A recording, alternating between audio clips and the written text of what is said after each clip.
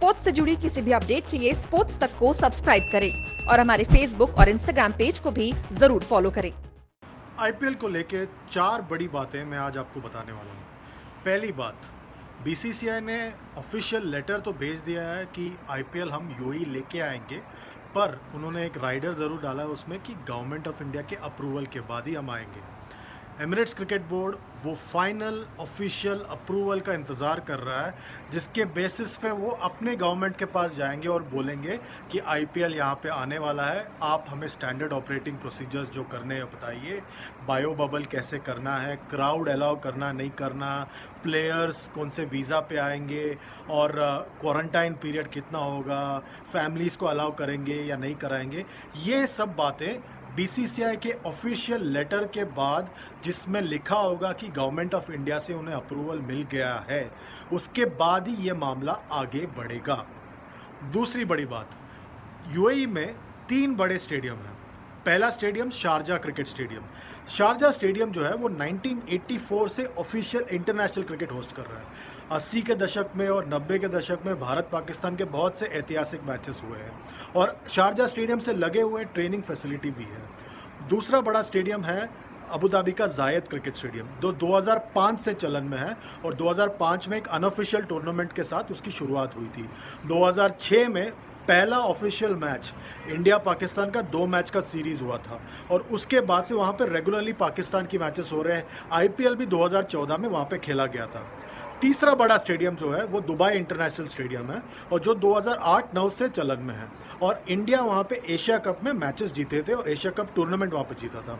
अब training facility की जहाँ तक बात है, अबू धाबी में जायद क्रिकेट स्टेडियम के साथ आपके पास 2 एकेडमी ग्राउंड्स है और वहीं पर ट्रेनिंग फैसिलिटी है। वैसे ही दुबई में अगर आप देखें, दुबई इंटरनेशनल स्टेडियम के कुछ दूरी पे एक आईसीसी एकेडमी है, जहाँ पे 2 एकेडमी ग्राउंड है और बहुत सारे पिचेस हैं फॉर ट्रेनिंग और वो अलग अलग देशों से लाया हुआ सॉइल से बनाया हुआ पिच है।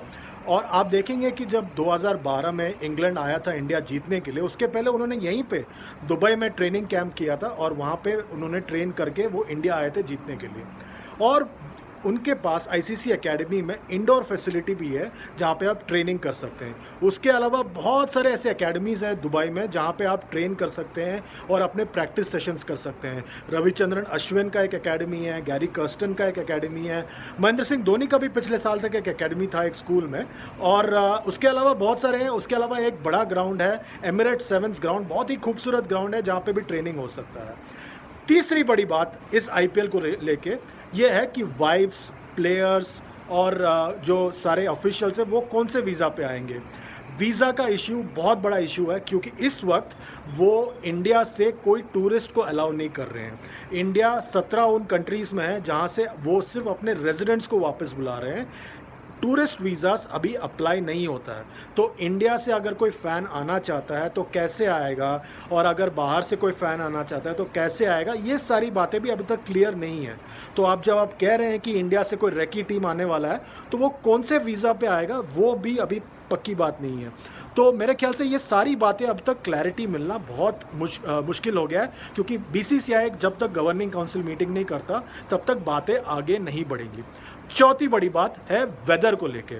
इस वक्त दुबई या यूएई में, पूरे यूएई में बहुत गर्मी है और सितंबर के महीने में जब मैचेस शुरू होंगे तब भी बहुत गर्मी होगी। तो मेरे ख्याल से शुरुआत के दिनों में आप सिर्फ बहुत सारा सिंगल हेडर देखेंगे, इसलिए लेंथ जो है टूर्नामेंट का बढ़ गया है।